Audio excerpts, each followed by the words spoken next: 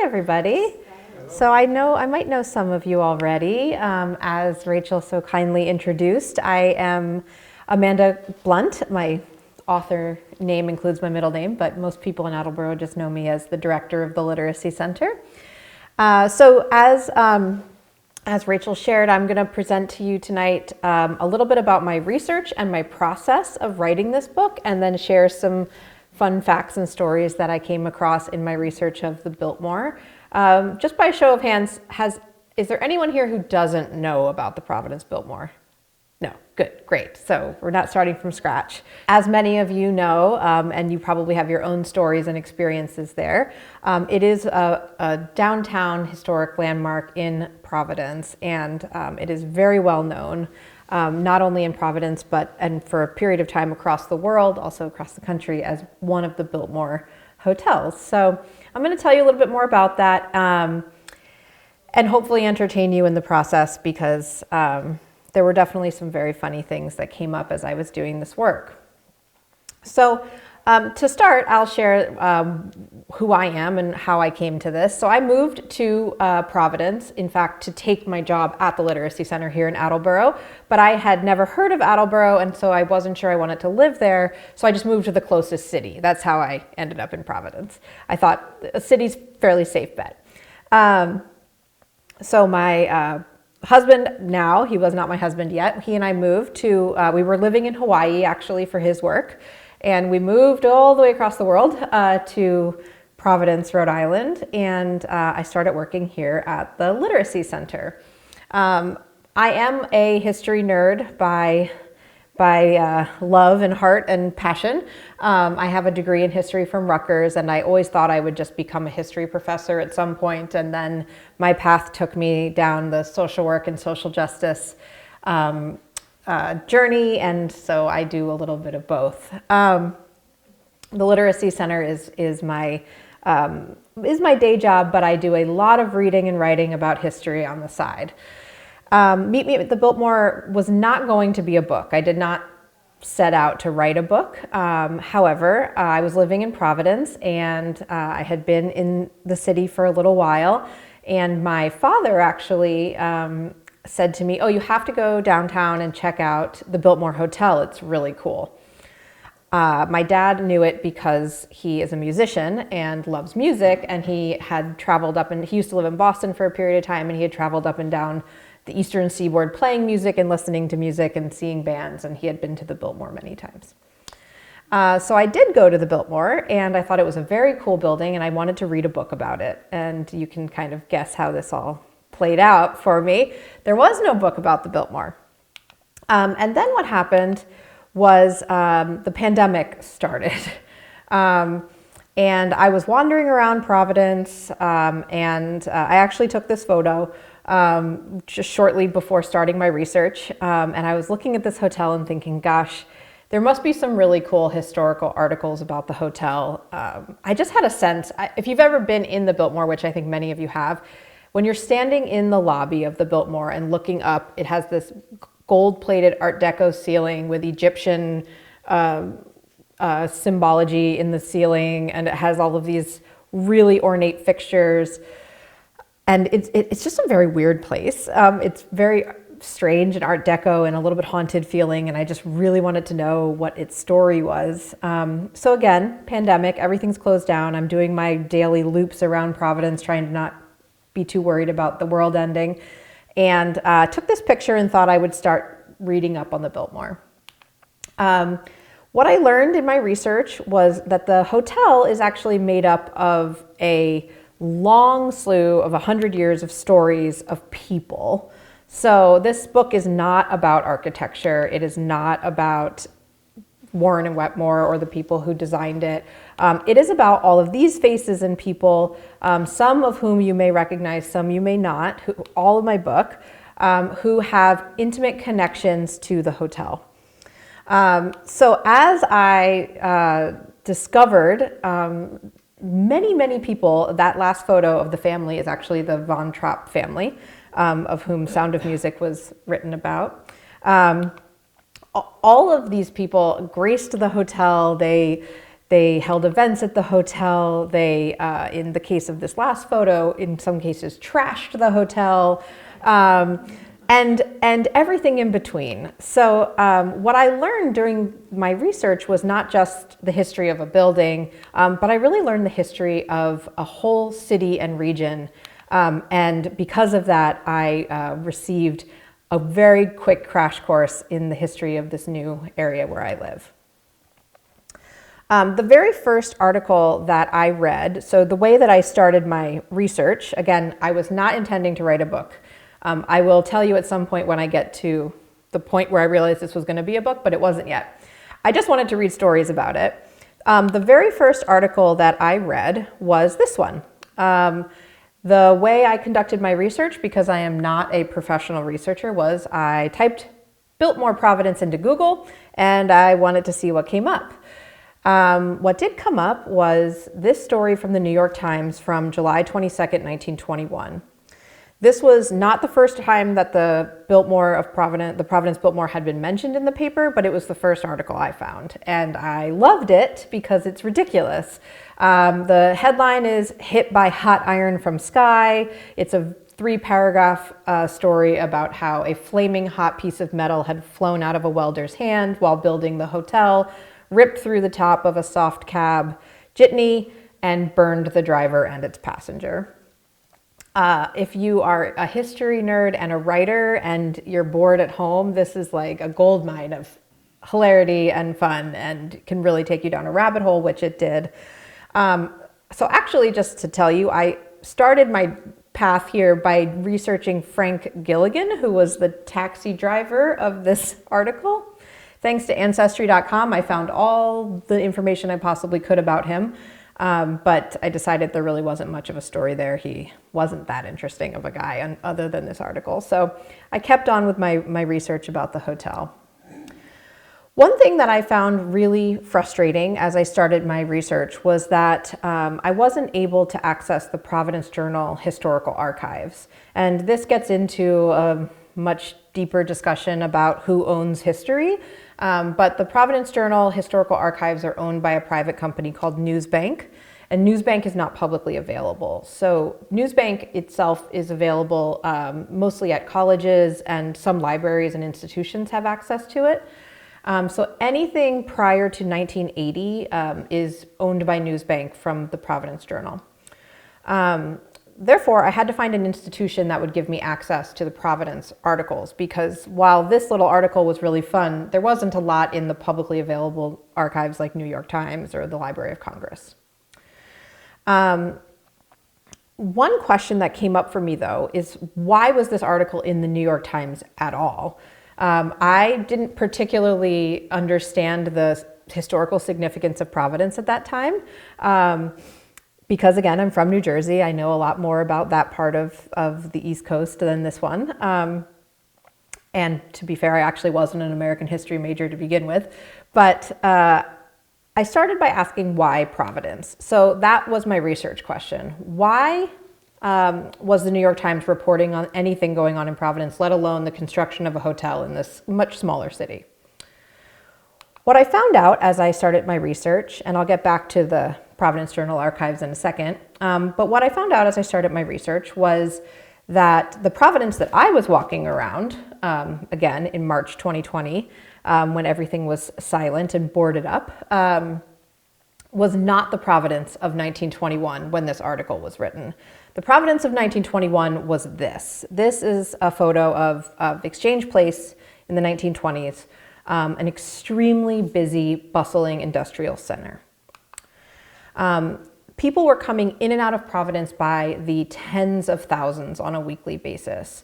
And really regionally, from all the way really from Boston all the way down to Hartford, there was just an incredible amount of rail travel going on. But Providence itself was an industrial center. It produced everything.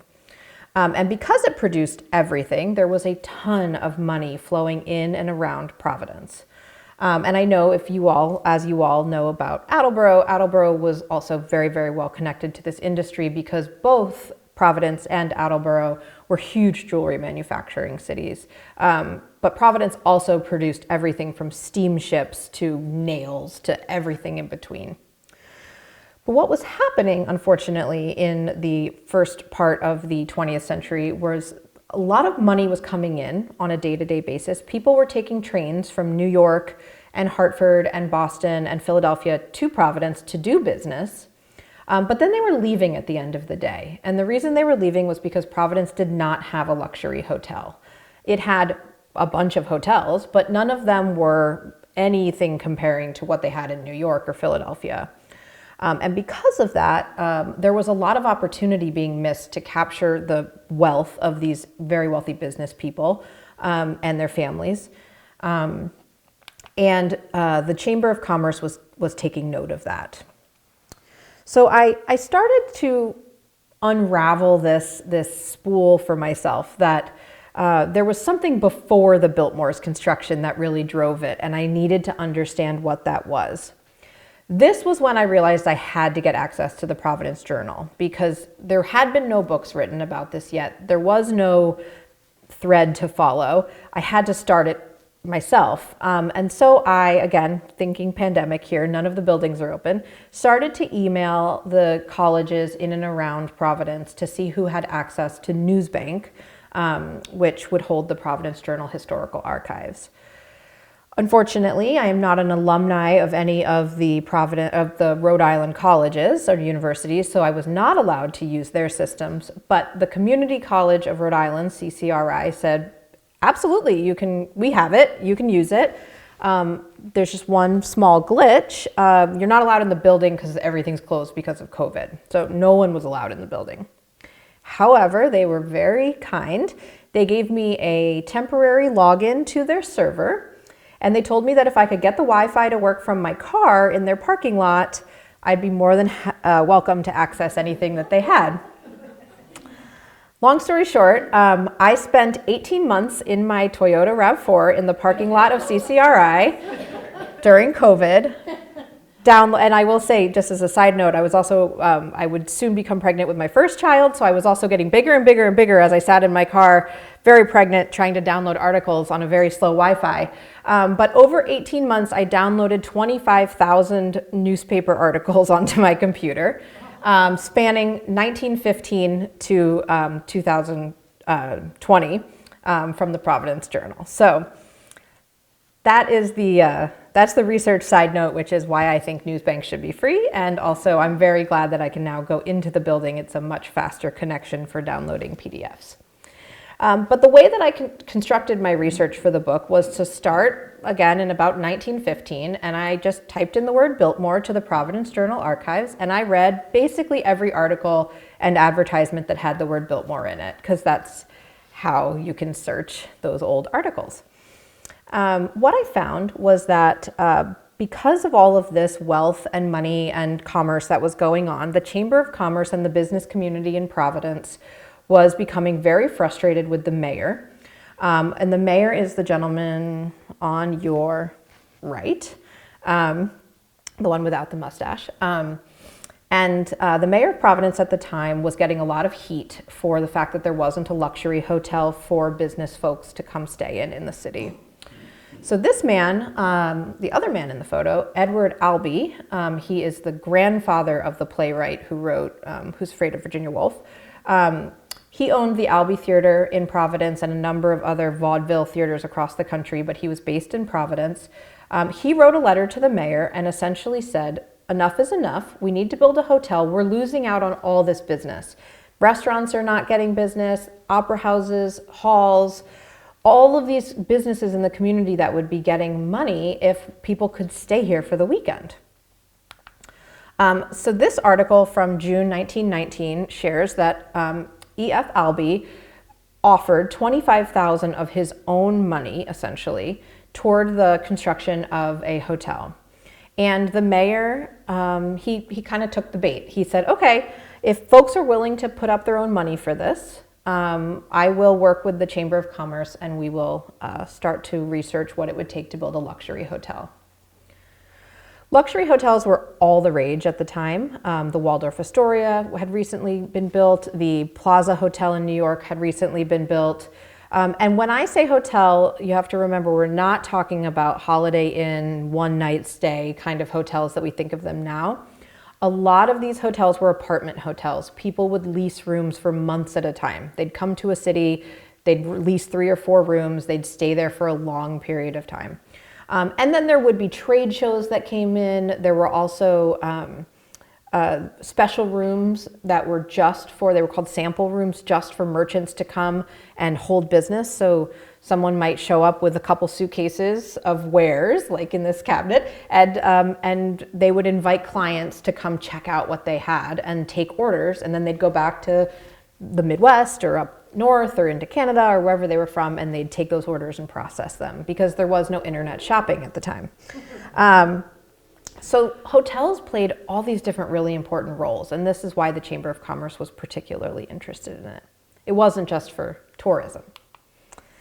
So the Chamber of Commerce decided to start researching where they would put a luxury hotel, and what they came across was this spot, which was at the time called Butts Block, just because it was owned by George Butts. And it was at the time an automobile tire, like parts and tires conglomerate. There were just, as you can see, all these tiny little stores that sold different automobile parts. And you can see some of those old cars here in this picture. So this was in 1915 on the site of what the Biltmore is on now. The Chamber of Commerce reached out to George Butts. They negotiated a purchase price and they bought this triangular lot. Hotels had to be, I'll just go back for 1 second. So if you think of where the Biltmore is, you may know that adjacent to the Biltmore, sort of across the street, cat a corner from the Biltmore, is the old Union Station train station. This train station at the time linked Providence to all the major cities in the region. And trains were flying in and out of there 24 hours a day. There was a ton of movement, not just people, but products as well. Everyone knew at the time that you had to build hotels near transportation. The first person who had ever really put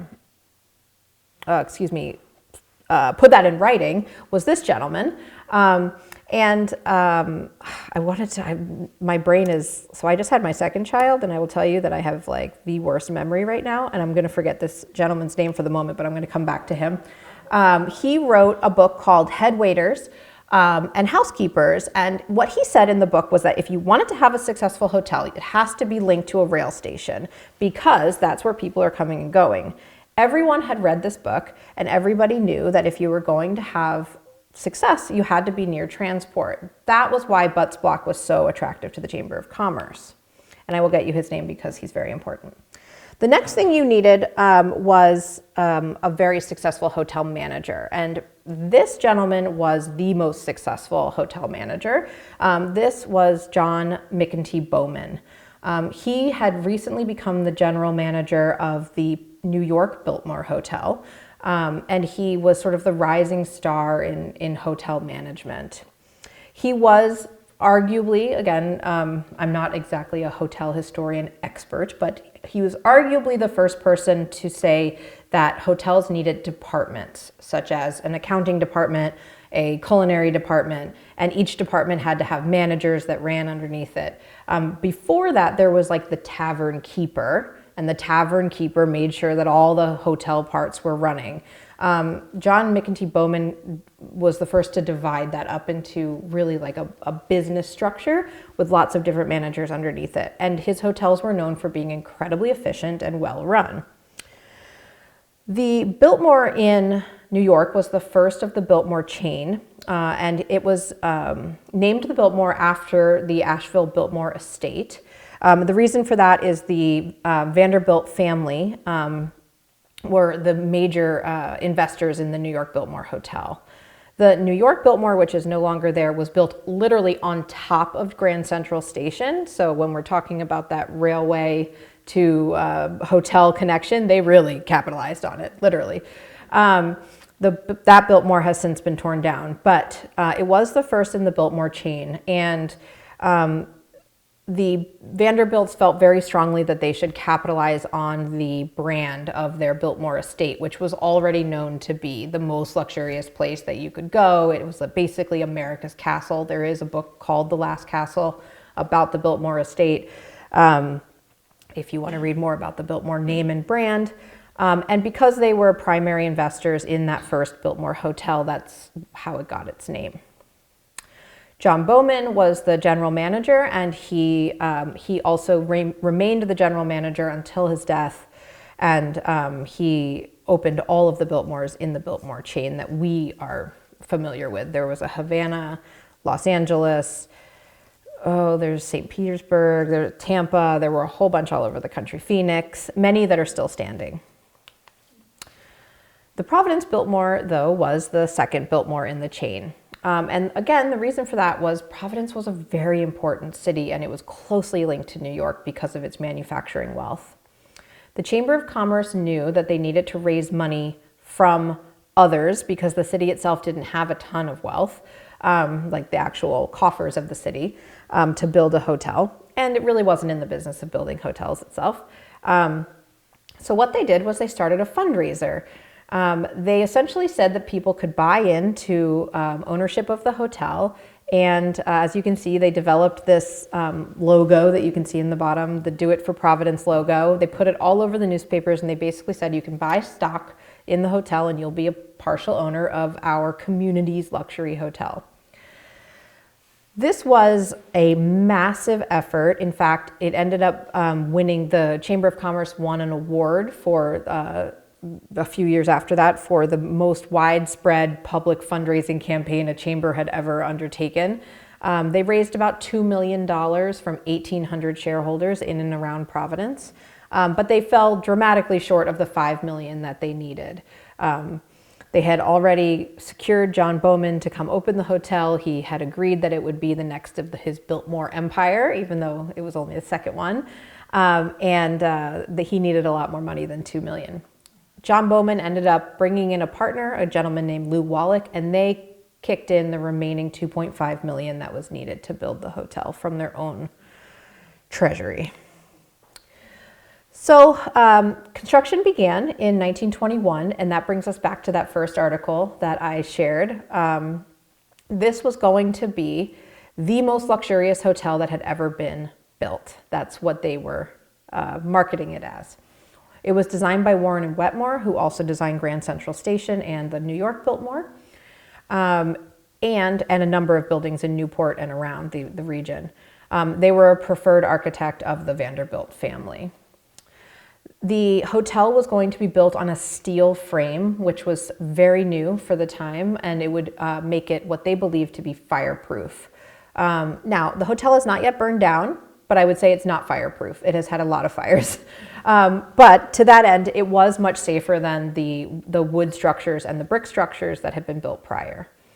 It was also going to have multiple elevators and hot and cold water in every room, and every single room was going to have a window, which was practically unheard of.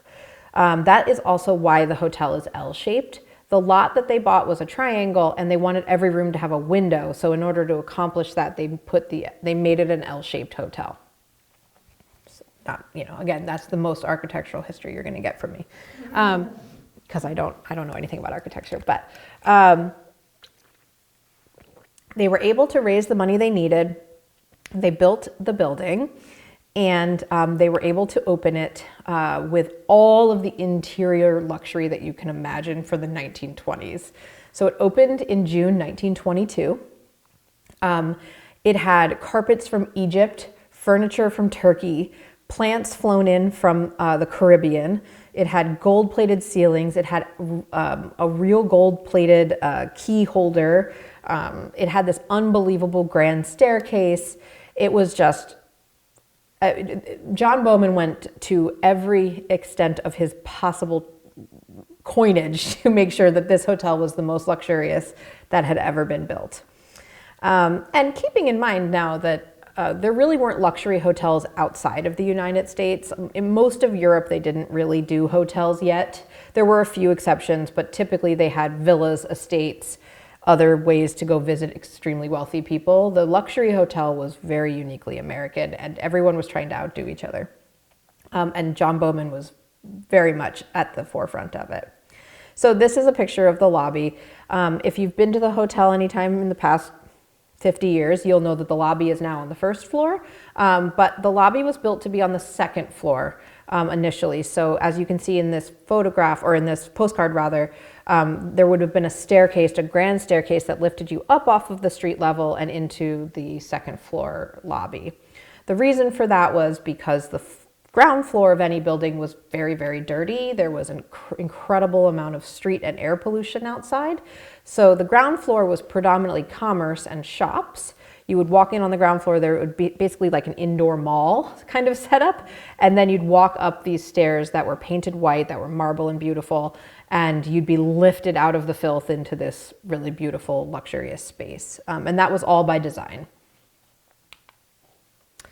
The opening night of the hotel was a huge success. It was by invite only. There were 2,000 people invited. Most of them were from out of town, and many, many, many of them were folks who worked in the hotel industry, who were essentially coming to vie for contracts at the hotel. There were poultry sellers from New York. There were furniture makers. There were electricians. There were anybody who you can imagine would ever need to work in a hotel or have a contract with a hotel came to this opening night. And lots of very important people, mayors, senators, wealthy folks. They gathered in the grand ballroom. Rhode Island was notorious for bucking the prohibition laws, so you can imagine the champagne was probably flowing, even though it wasn't supposed to be. And there was many speeches given, and absolutely a beautiful night of revelry. This photograph is not from opening day, but it's shortly after opening day, and I imagine this is what opening day may have looked like. As you can see, that this is the hotel's front balcony, and then in the distance behind it is Union Station with all these cars lining. This photograph is actually from when Charles Lindbergh flew into Providence about a month later and had a reception at the hotel. But on opening day of the hotel, there were 20,000 people on Exchange Place just standing there looking to see who was invited to the hotel's opening and who was getting off of the trains. This man, Dwayne Wallach, ran the hotel until the 1940s, and he became very famous for his sort of farm-to-table approach. He had a huge garden on the roof of the hotel, including chickens and various other things, and he used this herb garden and whatnot to fill the plates of the hotel. He also had much more exotic ideas, and at one point turned this rooftop garden into a zoo where he had animals including chimpanzees, alligators, raccoons. It was his personal zoo. It wasn't open to the public, but at one point during the Great Depression, all the animals disappeared, and so I'm just sort of hopeful that they didn't end up on the plates at the hotel also, but I don't really know. I do go into much more detail about that zoo in the book. But you can see Providence in all its industrial glory in the background of this photograph. The Biltmore remained part of the Bowman-Biltmore chain until the 1940s when it became a Sheraton. And during this time, like the 1930s and 40s, lots of people started living at the hotel. As you can see, rates were fairly expensive for the time. $50 a month was actually quite a bit of money then, but you would have a beautiful suite. One of the reasons that living in a hotel in the 1930s was quite attractive was that it came with everything that your private mansion and villa came with, cooks and ballrooms and a full house staff, but you didn't have to manage your own house staff and have all of your own maids and butlers and all those things. Lots of people started moving into luxury hotels when they lost money in the stock market crash, because they no longer could support the full staff and grandeur of their own mansions, but they still had enough wealth to be able to live in a place that could.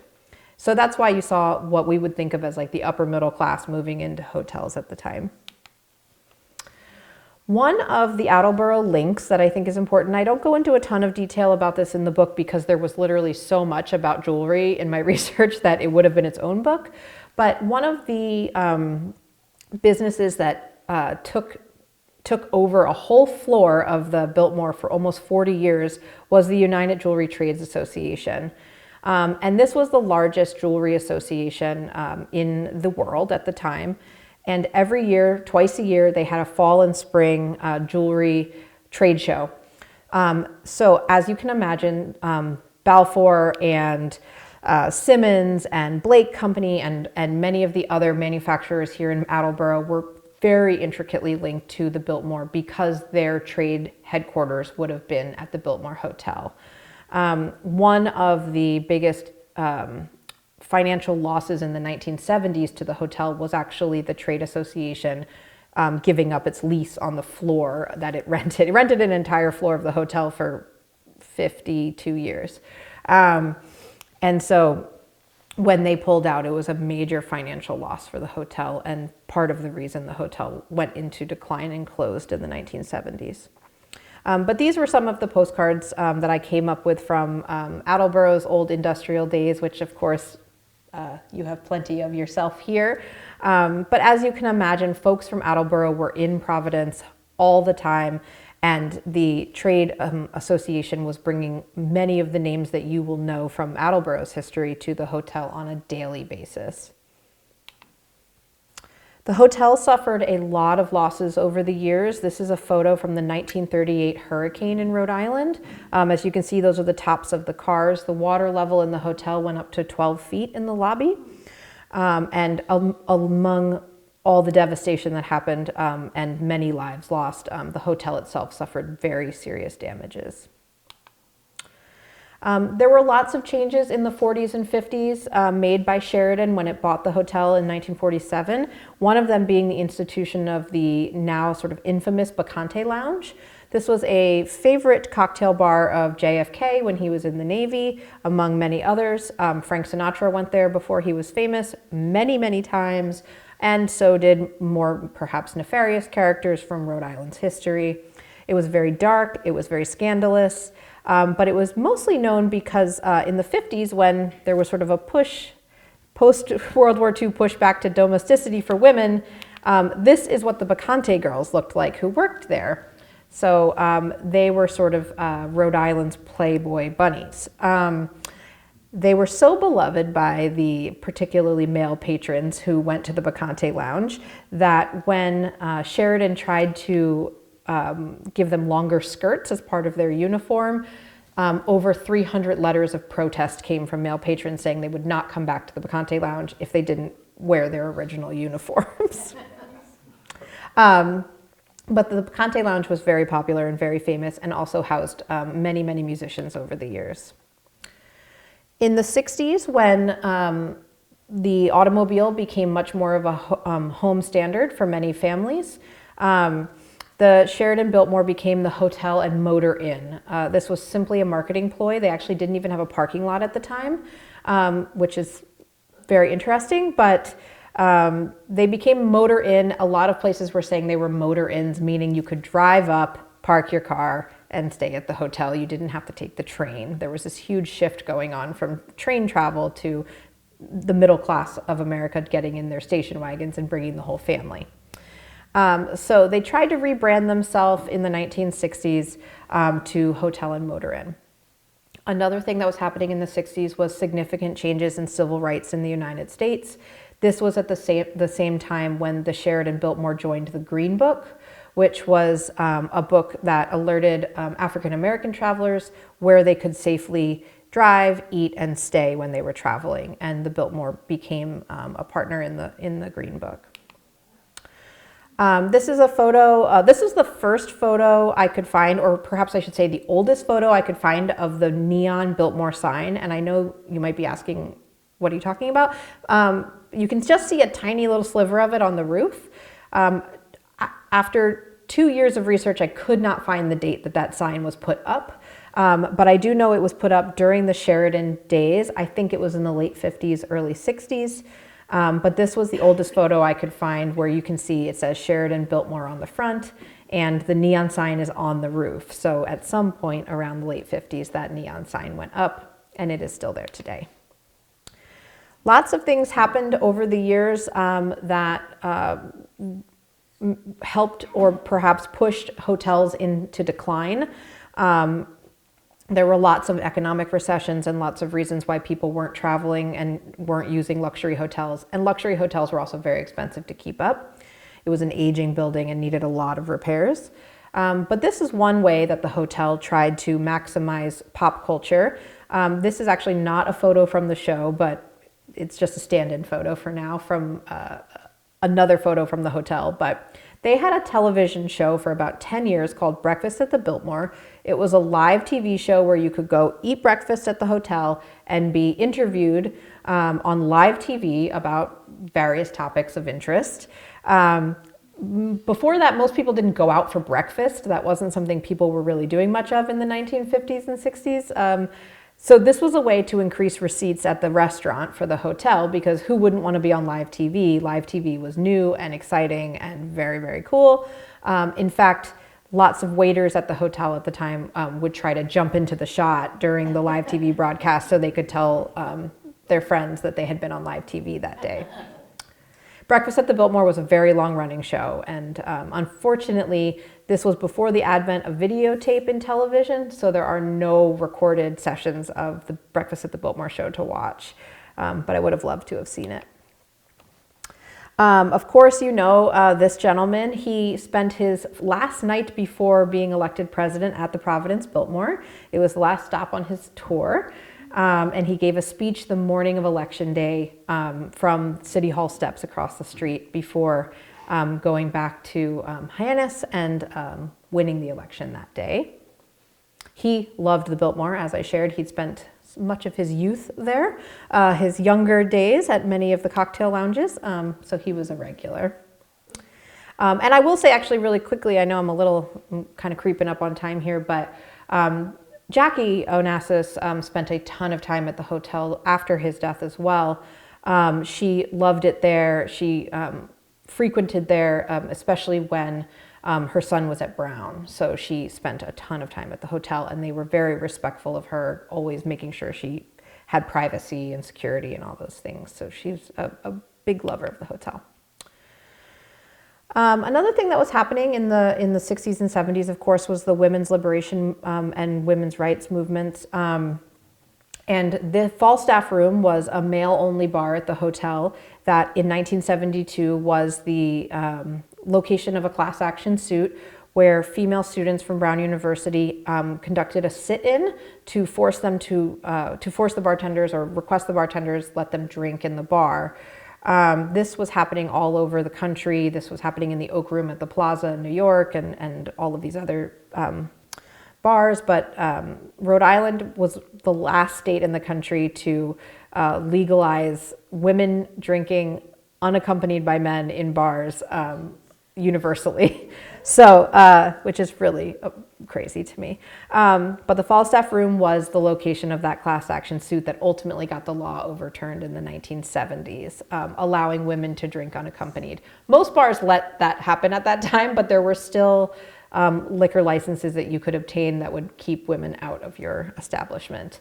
If you find that interesting, I have some hilarious quotes from men who owned bars who thought that that law would never get changed, and their comments about how they felt about women coming into bars I found to be very, very humorous.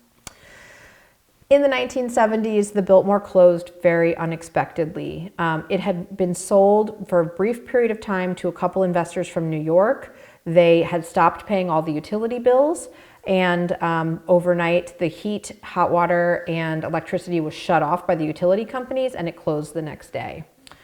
There were actually people living at the hotel when this happened, and they were shocked, obviously, to come home to find their doors locked. And they had to literally move out of the hotel in darkness.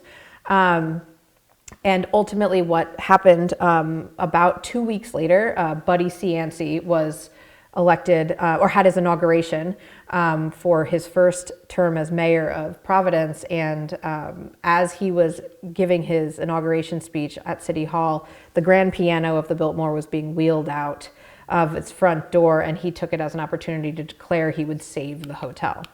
Because Buddy Cianci loved the hotel, he spent a tremendous amount of time there. And then ultimately he lived there before going to prison. So there's a lot about Buddy in my book. Buddy also saved the hotel in a lot of ways from its disrepair. It was closed for 5 years after that point.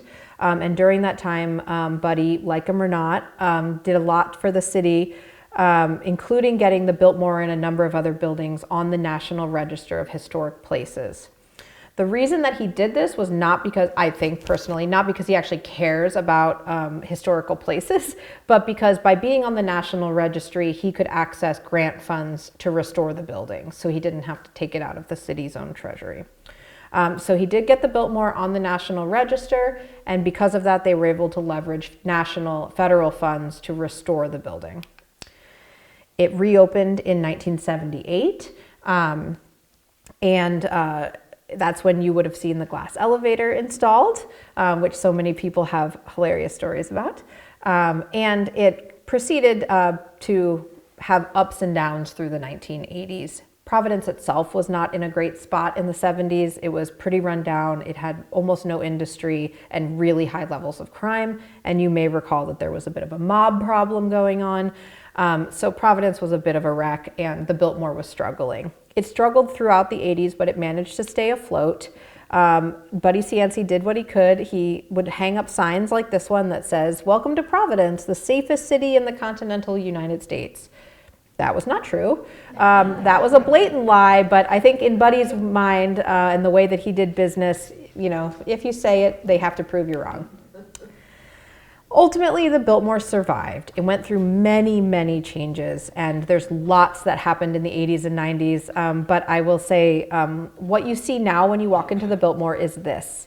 You see the first floor is no longer shops and businesses, but the lobby.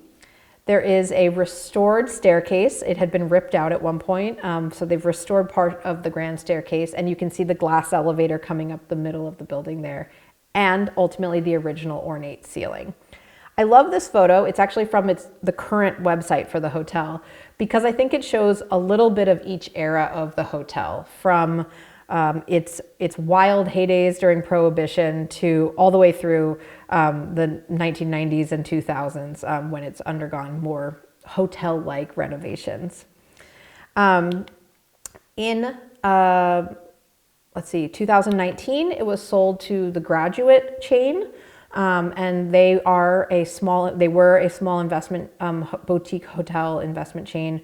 They bought a lot of hotels around the country. It was called the Graduate Providence, formerly the Biltmore Hotel, was what the website said. And last year, just in 2024, it was sold again to Hilton. So it's undergone a lot of changes, but I will say it has an incredible past and history.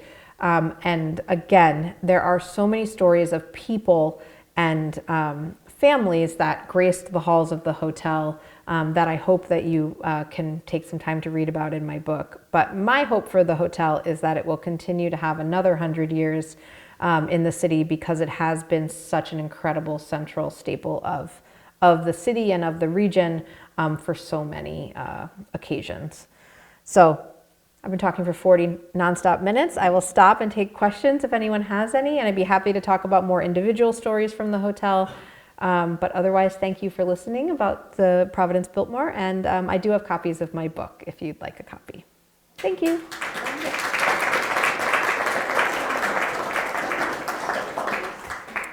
Any questions?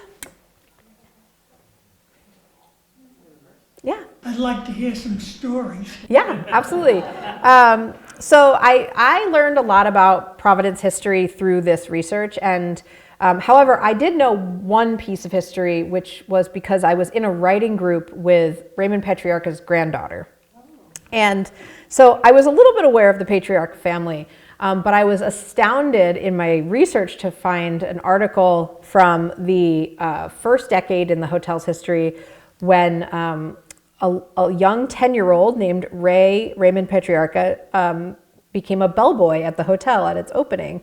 So I ended up actually calling my friend who I knew was his granddaughter, and I said, "Was your grandfather, before running the mob, was he a bellboy at the Providence Biltmore?" And she said, "I have never heard that." So she called her dad, Ray Jr., And he said, "Oh yeah, my dad was a bellboy there. Her dad's on house arrest for the rest of his life, so he has plenty of time to talk." So yes, as it turns out, Raymond Petrarca had his first job at the Biltmore.